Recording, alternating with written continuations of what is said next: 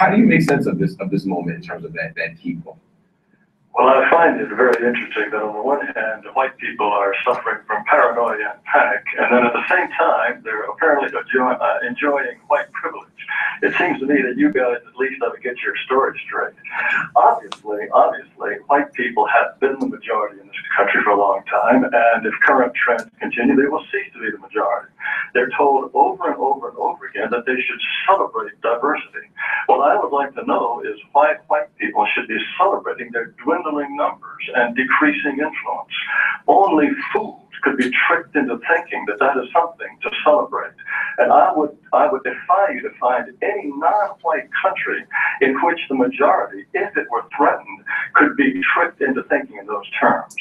Finally, as far as the fact that there are more black people in jail per capita than white people, there's a very, very simple explanation for that. It's for the same reason there are more men in jail than women in jail. Black people per capita commit more crimes than white people. Men commit more crimes per capita than women. And there's one thing, though, that I would certainly agree with Mr. Weiss about. There's no such thing as a post-racial America. I think there will never be a post-racial America.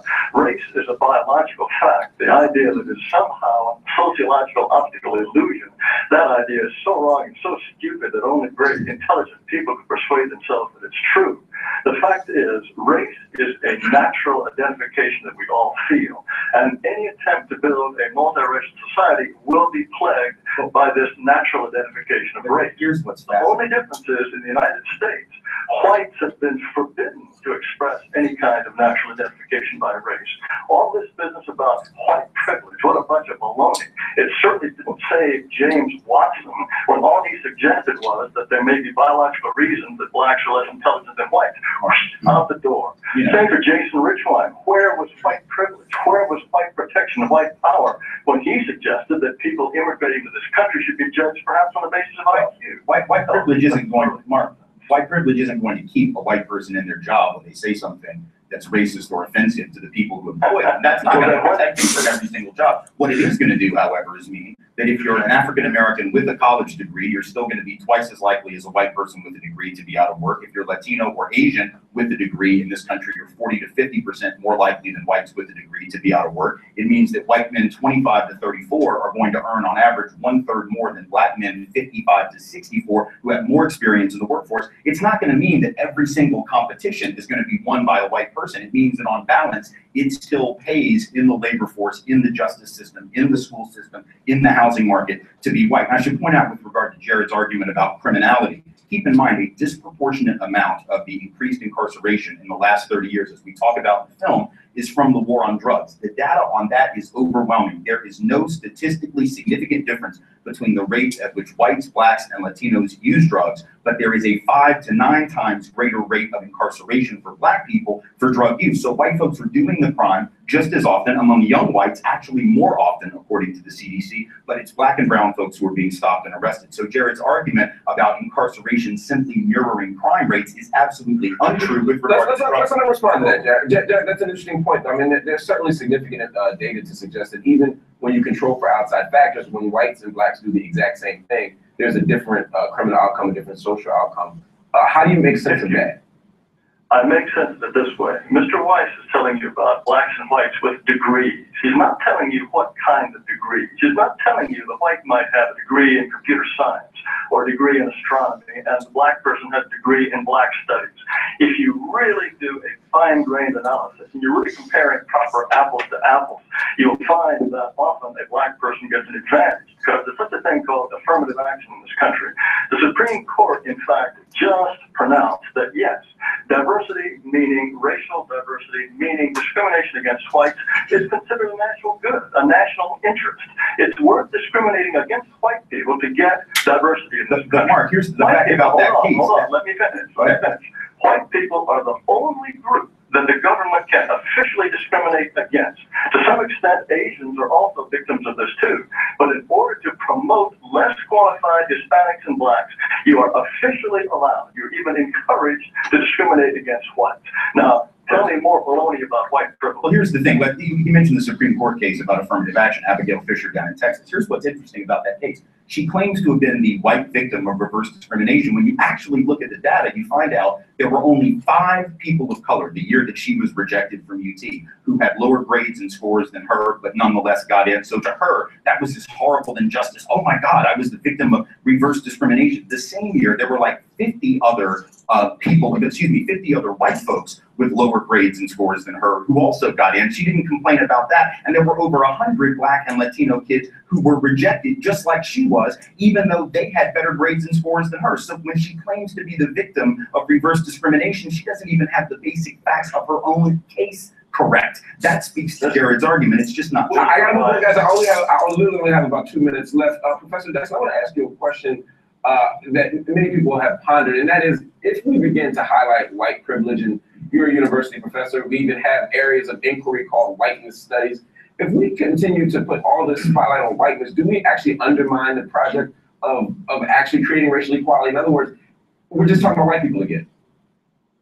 Yeah, well, there can be a subversive narcissism involved in some of this, but thank God for people like Tim Wise and others who are vigilant about critiquing themselves, about asking the question, about being full partners with other people of color and other similarly minded, democratically inclined white Americans, to really come to a point where we don't celebrate or elevate anybody above anybody else, but the best man or woman wins. So the reality is that when we talk about whiteness studies, it's a painful process to come to consciousness. Carl Gustav Jung said there's no true birth of consciousness without pain. And the painful birth process we see of white America rebirthing itself, coming to a new consciousness is unmistakable. But the reality is, Mark, is that we've got to focus on how we deal with the consequences of whiteness wherever we find them. When Tim Wise says to Jared Taylor, look, it ain't that Black people do more drugs than Latino people do more drugs, it's the fact that they get caught more because they're being suspected more.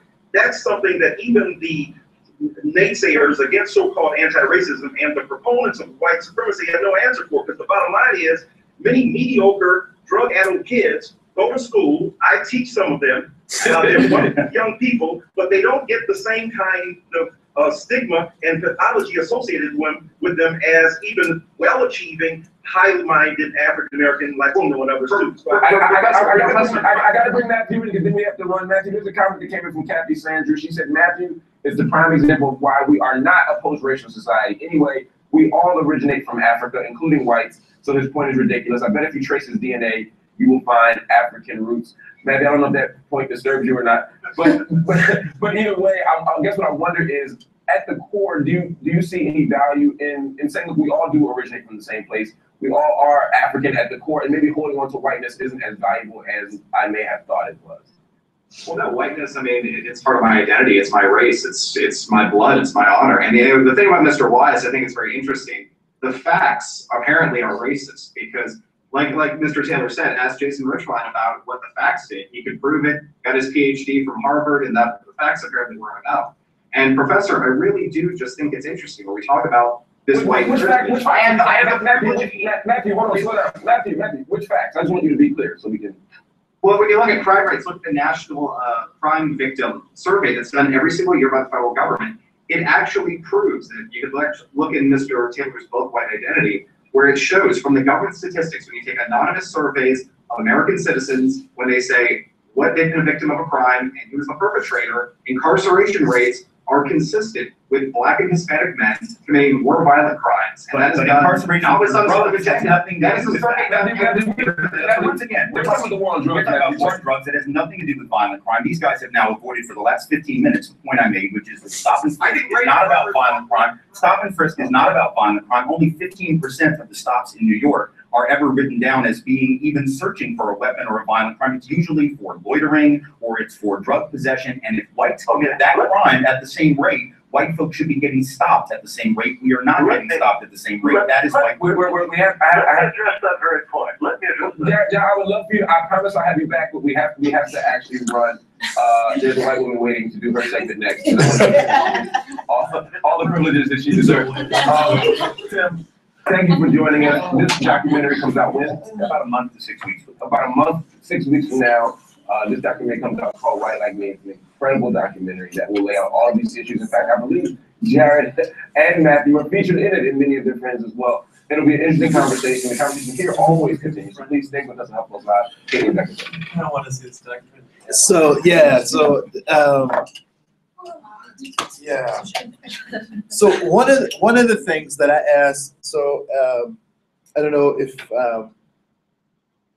people are familiar with the department chair of education. Are you guys familiar with him at all? He's a new guy. Right. I asked, one of the things I asked him to do was the next time I teach this class, help me do an apologetics unit. Do people understand what apologetics is? Right. So defending your faith, but I also think we need apologetics as it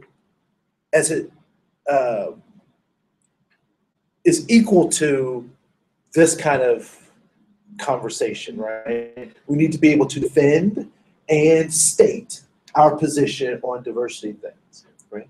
So as you were watching that piece, what came up for you? I heard some giggles, I heard some head shaking. What was coming up for folks as this was going down? Yes, ma'am. Well, like people like Jared or Matthew, they like Jim Wise was saying they didn't really answer the whole question that he had like stated, and they're just looking at like, okay, there's this side, which yeah, that's true. There is some like not white white like supremacy, but just like some things that are easier because of your skin color. Yeah. But they were not looking at like the other side of like, okay, how many whites actually like are in all these drug things? They're just not even like looked at. Like, yeah. Even pay attention to those kinds of things. Okay. Other folks, what came up?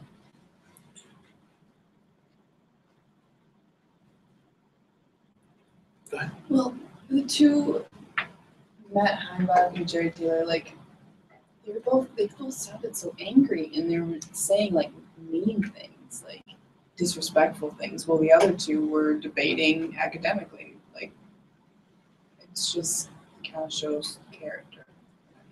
Okay, keep going. I don't really know how else to explain it. Like the one guy, Jared, was like, now talk to me more about like baloney, white privilege and stuff like that. Like if you're going to make an argument, can you just sound like you aren't hiding in your room curious about something? Like I don't know, it just kind of it makes me disregard any argument that they can make just because they sound so hateful. Yeah. Sorry. It felt like a lot of what they were saying would be like a response to something like Jared came up and at one point he said like, you know, you gotta get your story straight because you're like trying to like poke holes in the argument, but he was just poking holes in the way that they said stuff. It didn't really feel like he was more just retaliating against what the other guys were saying instead of presenting his own things. Which of these do you think they were demonstrating? Bigotry. How many people would say bigotry? Okay. How many people would say prejudice? Some. Okay. That's sort of that. Why overwhelmingly bigotry? Yeah. I think it was so emotionally charged, and they really had no self-awareness. You know, like it was just whatever they were going to talk about, what they were going to talk about, no matter like what. It's just like not even on the same train of thought. Because it wasn't thoughtful, right? So you know, this idea of prejudice is that these are frozen thoughts, right? So they hadn't even necessarily gotten into having decent arguments because they kept poking holes. You know, it's you know, I know what you are, but what am I? What kind of argument is that, right? I mean, we can go back and forth. Yes, ma'am. And instead of like really like answering the questions or like being professional about things, they were just like, oh, refer to this, go to that. Like they didn't really show any information of like why they thought that they were right. So now, how do I help? I've identified what I believe to be the problem. How do I help them? I think you said earlier that bigotry can be overcome by love.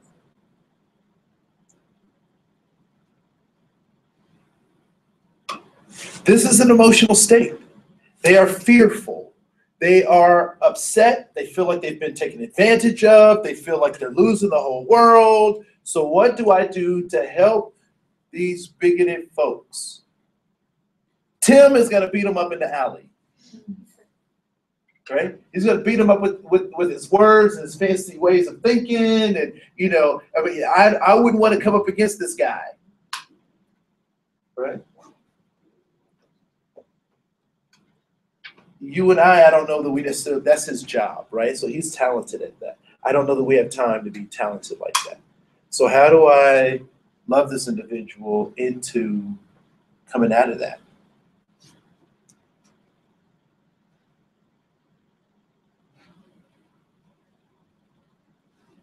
What do I say?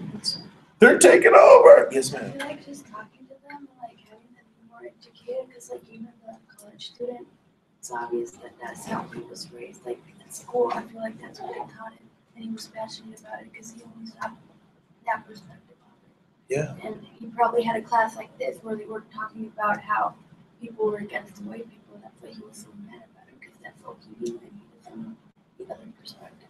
Yeah. So having people have a balanced conversation about, is this really happening just to you? Or to your people? And who are your people, right? I mean, so we have to love them kind of through that. So actually, I'll see if I can get a shorter version of his documentary, and maybe we'll watch pieces of that. But I want to say thank you so much for another great class. I will have a pop quiz on Wednesday, so be prepared for that. It is open mind and open book. Don't freak out. She's just freaked out on me. She's like, ah! No, it'll be stuff that we've covered a million times. You know, things like, you know, how does whiteness work? What do these three terms mean? This stuff like that, stuff that's in your notes. It's open notes, open mind. Yes. You can even use Google if you want. All right, I'll see you guys. Thanks so much. Mitch, you're all alone today. Oh, yeah, I'm really doing it. Cool. Oh, well, yeah, but I mean, like, student-wise. Come on. So you should be able to get your hours. Yes, I will be able to get that. I'll try to recall once I get. Okay, cool. Thanks so much. No problem. Thank you. That was my major concern, getting those hours in. I'll get them in. Question Yes. for the faith event because Yes. of that wedding. Yep. So I'm just You're gonna wondering come- details. Are you gonna come the week before? I could do, yeah, either Was it the week- whatever. Yeah. Let's see, I'm gone this Sunday. Okay. So I could come this Sunday, the Yeah, come the 14th, 14th. or the 7th, whichever is easier. Or the 8th, whatever. Yeah, the rest of us are coming on the 22nd. Yes. Yeah, whichever.